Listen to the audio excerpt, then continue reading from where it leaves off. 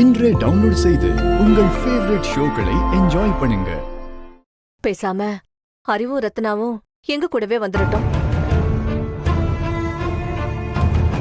ஊருக்கு போயிட்டு எல்லாருமா நிம்மதியா இருந்துகிட்டு ஒரு விவசாயத்தை பாத்துக்கிட்டு நாங்க காலத்தை ஓட்டிக்கிறோம். என் பையன் வேலை பார்த்து சம்பாதிக்கணும்னு என்ன அவசியம் இருக்கு சொல்லுங்க பாப்போம்.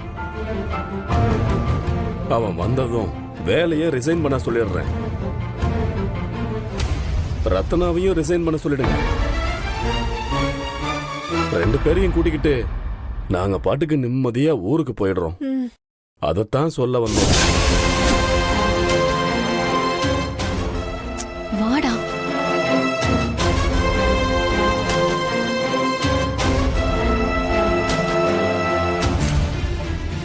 ஹேலே, என்னங்க திடுதிடுப்புன்னு வந்து ஒரு குண்டை தூக்கி போடுதாவ?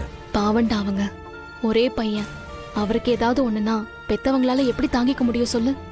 அது மட்டும் இல்லாம மருமக வந்ததும் என் பையன் ஜெயிலுக்கு போயிட்டான்னு பழைய ரத்னா மேல போடாம ரொம்ப நல்ல விதமா பேசுறாங்கல்ல, அது வரைக்கும் சந்தோஷப்பட்டுக்கோ.